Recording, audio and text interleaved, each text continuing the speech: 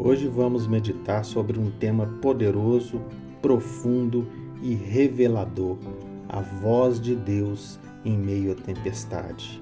E para isso vamos nos basear no texto de Êxodo 20, verso 18 a 21, onde encontramos o povo de Israel ao pé do Monte Sinai, tendo uma experiência direta com a presença de Deus, que se revela de uma forma majestosa e temível. Diz o texto: e todo o povo viu os trovões e os relâmpagos e o som da trombeta e o monte fumegando.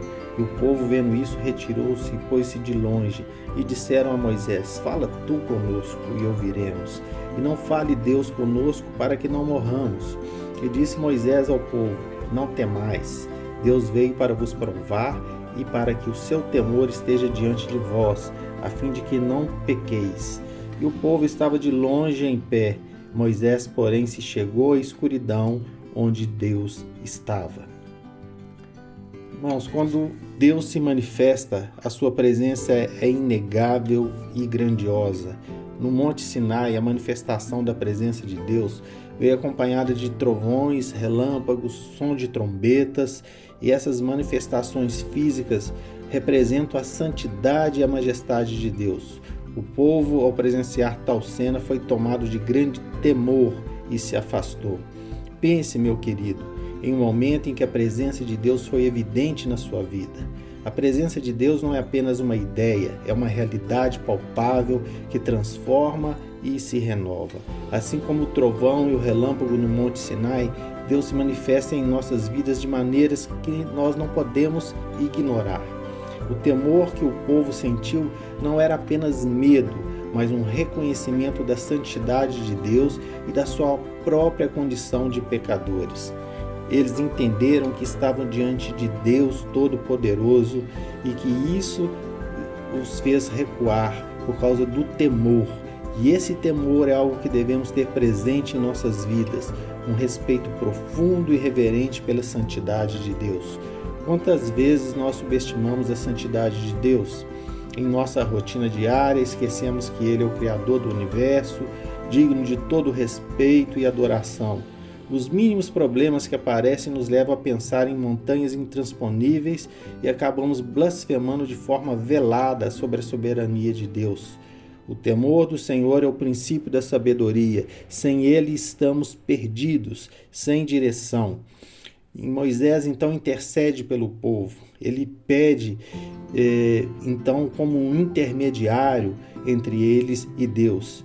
E eles tinham medo de morrer e ouvir diretamente a voz de Deus. Por isso pediram que Moisés intermediasse junto a Deus. Moisés então se aproximou da escuridão onde o Deus estava, assim diz o texto, que aqui representa nada mais do que o mistério da sua glória, da sua presença, que não pode ser visto por quem não se aproxima dele.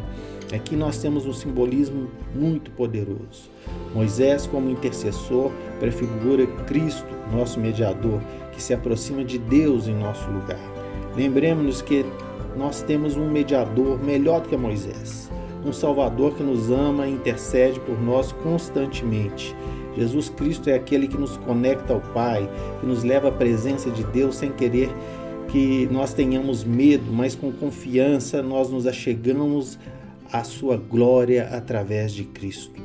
Moisés então tranquiliza o povo, dizendo que Deus veio para prová-los e para que o temor dele estivesse sempre diante deles, impedindo-os de pecar.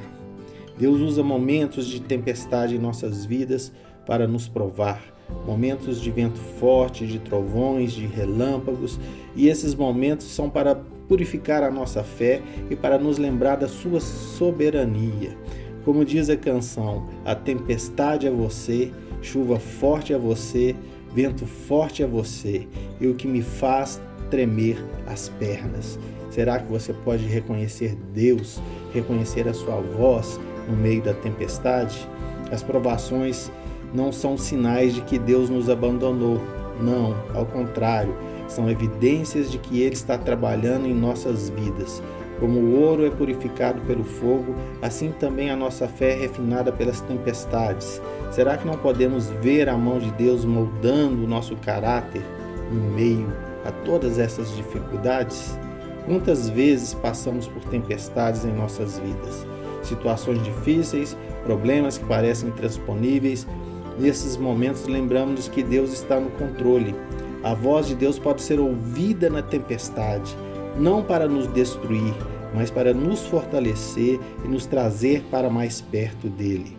Quando as tempestades surgem, será que nos lembramos que o mesmo Deus que acalmou o mar da Galileia está conosco? Será que confiamos em sua promessa de nunca nos abandonar? A voz de Deus na tempestade é uma promessa da sua presença constante e do seu amor inabalável. Assim como o povo de Israel, nós podemos nos sentir amedrontados diante da grandeza de Deus e das tempestades da vida. No entanto, devemos lembrar que Deus usa essas tempestades para falar conosco, para nos provar e para nos manter no caminho da retidão. Que possamos sempre buscar a sua presença, confiando que Ele é o nosso refúgio e fortaleza.